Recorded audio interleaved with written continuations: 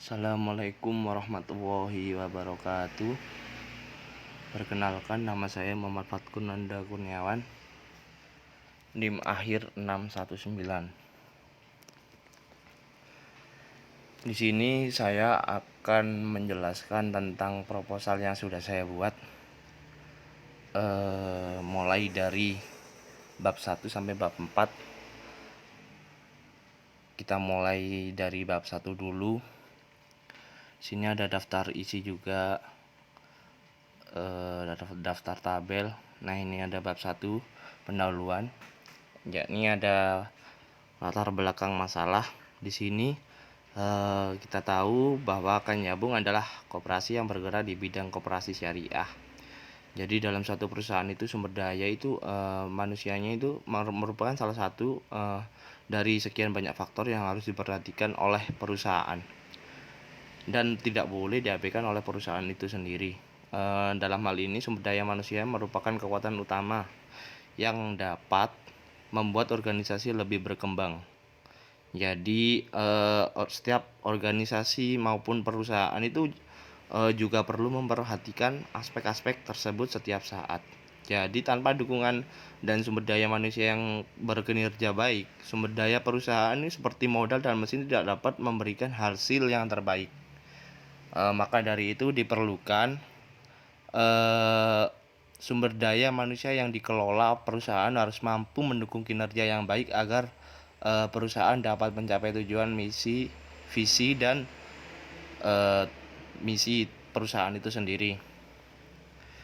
Di sini Setiawan dan Dewi ini mengemukakan bahwa produktivitas karyawan itu merupakan faktor penting karena kemajuan suatu organisasi atau perusahaan sangat bergantung pada sumber daya manusianya.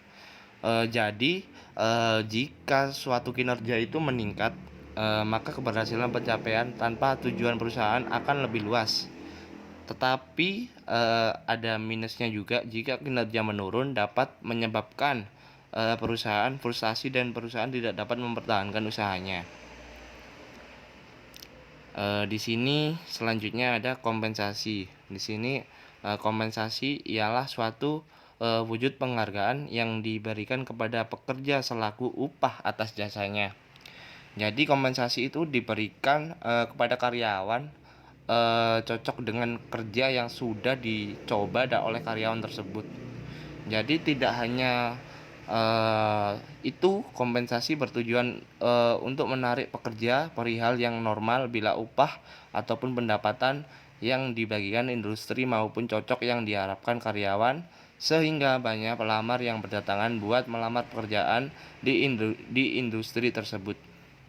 Jadi ini ada motivasi juga. Jadi motivasi juga penting. Tiap karyawan itu juga berkehendak ingin bekerja keras serta bersemangat untuk menggapai kinerja yang lebih besar. Di sini kita masuk dari rumusan masalah. Di sini ada dua, yakni berdasarkan uraian latar belakang di atas, maka dapat disimpulkan ada dua rumusan masalah. Yang pertama, apakah kompensasi berpengaruh terhadap produktivitas? Yang kedua, apakah motivasi kerja berpengaruh terhadap produktivitas karyawan? Ini ada batasan penelitian juga. Jadi pelingkup penelitian ini dilakukan di Kanyabung oleh karyawan yang bekerja di sana. Ini ada tujuan juga. Jadi ada dua tujuan, yakni yang pertama menguji secara empiris pengaruh kompensasi terhadap produktivitas karyawan. Yang kedua menguji secara empiris pengaruh motivasi kerja terhadap produktivitas karyawan.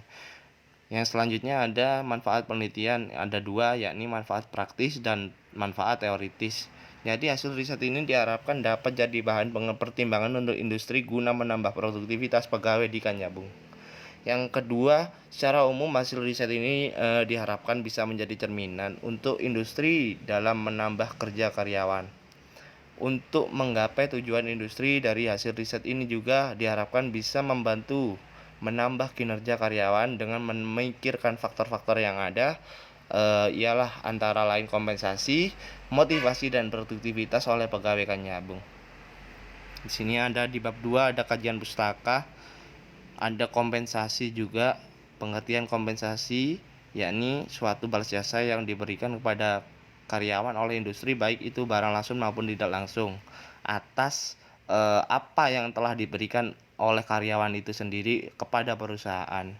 Ada tujuannya juga. Ini ada indikator kompensasi. Jadi indikator kompensasi ini dalam jurnal Nidaul Iza dan Ida Ardian dalam Labudo ini, menurut dari Heri Simamora, ini ada 4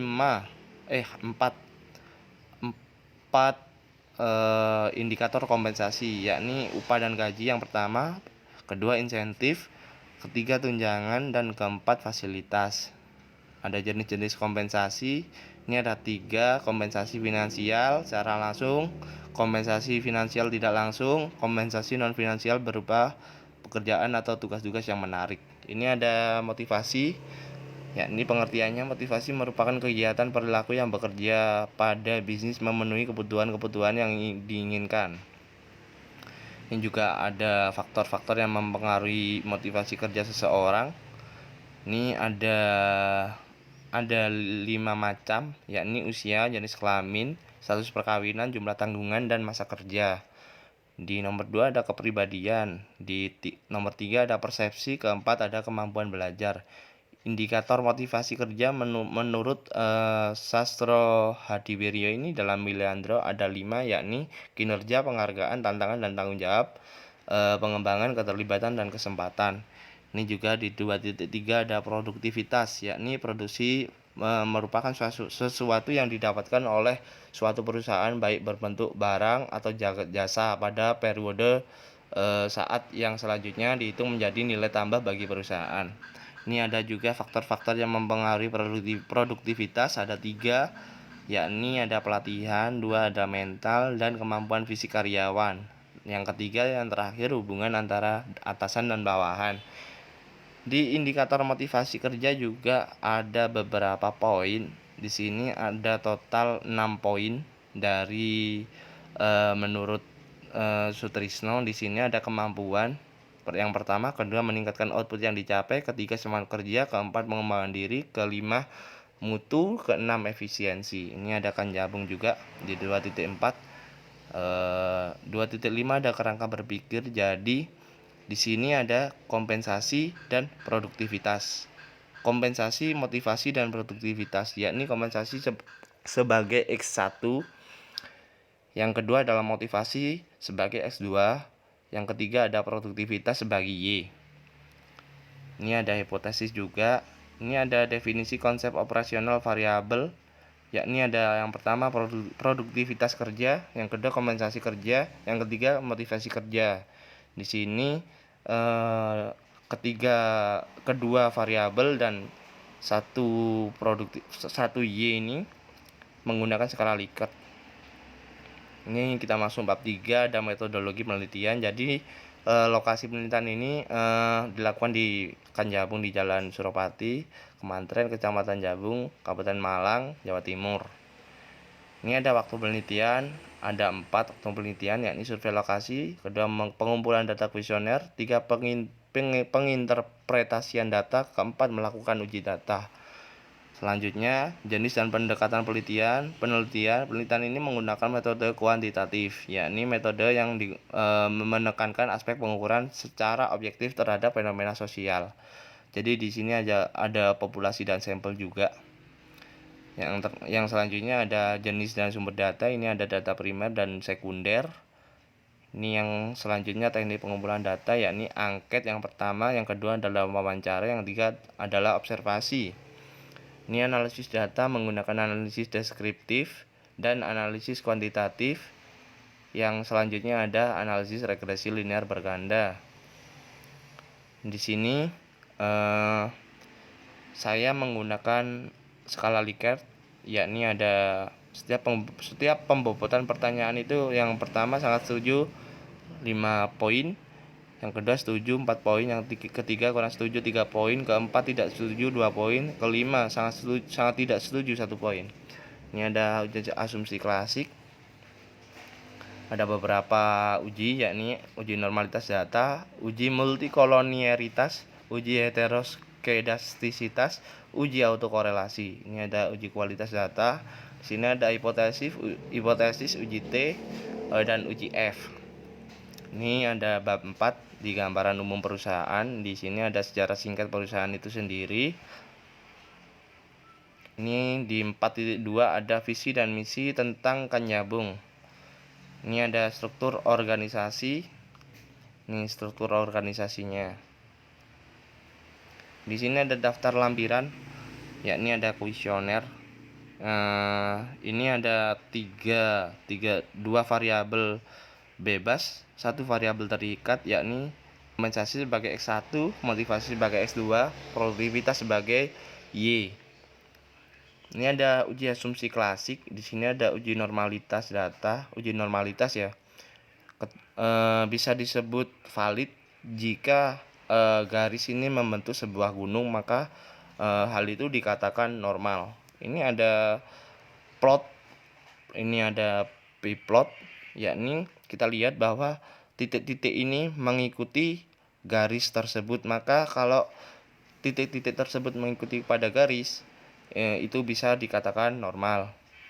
Selanjutnya ada multikolinearitas. Kita lihat interpretasinya. Jadi jika VIF di bawah atau kurang dari 10 dan tolerance value di atas lebih dari 0,1, maka tidak terjadi multikolinearitas. Jadi kita lihat berdasarkan tabel di atas, diketahui bahwa nilai VIF variabel X1 dan variabel X2 adalah sebesar 1,699, yakni kurang dari 10, dan nilai toleransi variabel kita dapat lihat di nilai toleransi yaitu 0,599 atau lebih dari 0,1, maka data tersebut tidak terjadi multikolinearitas. Nah, ini ada scatter plot ini. Jadi kita lihat jika titik itu menyebar atau merata, itu dapat dikatakan valid. Jadi untuk uji heterokedastisitas dinyatakan valid.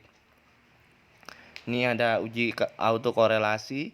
Jadi kita lihat di sini nilai nilai DU sebesar 1,415. Jadi akan dibandingkan nanti dengan nilai tabel yang memiliki signifikansi sebesar 5%. Jumlah sampel ada 15 dan variabel independennya 2. Oleh karena nilai ini lebih besar dari batas-batas DU, yakni 1,543 dan kurang dari 4 DU, atau ini ada contoh perhitungan. Jadi nilai DU adalah sendiri 4 dikurangi 1,543 sama dengan dia dapatkan hasilnya 2,457. Jadi maka dapat disimpulkan tidak terdapat autokorelasi. Sini ada juga uji regresi linear berganda. Ini ada uji hipotesis. Nah, ini ada uji T. Jadi ini ada rumus T tabel, yakni T dalam kurung A dibagi 2 dibagi N dikurangi K dikurangi 1 tutup kurung. Diperoleh hasil tersebut adalah 0,0025. Jadi itu dibagi sama 11 dari perhitungan yang tadi, didapatkan nilai sebesar 2,201. Ini ada uji F juga. Ini ada rumus F tabel. Jadi rumus F tabel sendiri sama dengan F dalam kurung K dibagi N dikurangi K dalam kurung, didapatkan F dalam kurung buka kurung 2,13 tutup kurung, maka hasilnya didapatkan 3,81. Jadi di sini A adalah tingkat kepercayaan, dan N adalah jumlah sampel, dan K jumlah variabel X. Di sini ada H1, diketahui nilai sig untuk pengaruh X1 terhadap Y adalah 0,006 kurang dari 0,05. Hitung ada 3,459 melebihi T tabel 2,201, sehingga dapat disimpulkan bahwa H1 ditolak berarti tidak ada pengaruh terhadap X1 terhadap Y. Ini ada H2, diketahui nilai sig untuk pengaruh X1 terhadap Y adalah 0,083 lebih dari 0,05. Jadi T hitung juga ini ada 1,923 kurang dari T tabelnya itu sendiri 2,201, sehingga dapat disimpulkan bahwa H1 diterima, yang berarti tidak ada pengaruh terhadap X2 terhadap Y. Di sini ada H3, jadi kita lihat berdasarkan output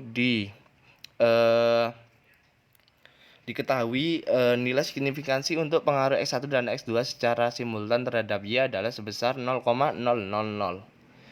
Kita dapat lihat di tabel signifikan itu adalah hasil dari nilai signifikansi untuk pengaruh X1 dan X2 itu kurang dari 0,05, dan nilai F hitung kita bisa lihat di tabel di atas di kolom F.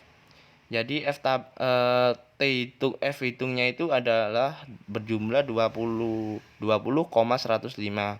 Nah, itu lebih dari 3,81.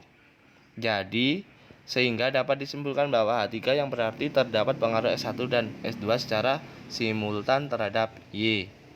Mungkin itu saja yang bisa saya jelaskan dari proposal ini. Kurang lebihnya mohon maaf. Jika ada pertanyaan maupun masukan maupun sanggahan, silahkan untuk berkomentar dengan bijak. Dari saya sendiri, saya atas nama Manfaat Kurniawan Kurniawan mengucapkan terima kasih. Wassalamualaikum warahmatullahi wabarakatuh.